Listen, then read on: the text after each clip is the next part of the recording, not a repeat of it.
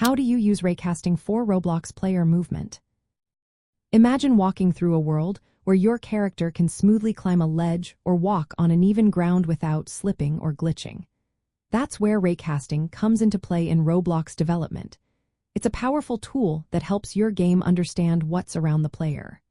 When you cast a ray, you send out an invisible line from a point in a specific direction. This line travels until it hits an object or reaches a set maximum distance.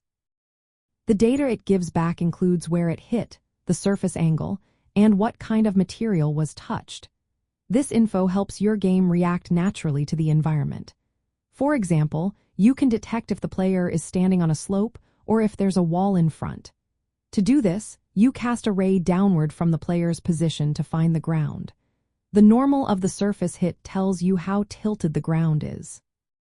Using this, you can adjust the player's orientation so they stay upright on hills. You can also cast rays forward and slightly upward to check for ledges or obstacles.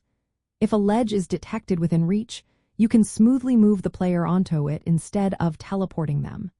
This makes climbing or grabbing ledges feel natural. Instead of directly changing the player's position, you can use constraints like align position. Attach this to the player and a helper part, then move the helper based on raycast results. This keeps physics interactions intact and makes movement smooth. When moving the player along a surface, use the normal from the raycast to calculate movement vectors. This way, the player moves along the ground without clipping through walls or floating in the air. Keep in mind that raycasting can be demanding if overused. To keep your game running smoothly, limit how often you cast rays and combine it with other systems like pathfinding. For example, when a player approaches a ledge, cast a ray forward and downward. If it hits a ledge within reach, use the hit position and normal to gently move and orient the player onto the ledge. This creates a natural climbing or grabbing mechanic.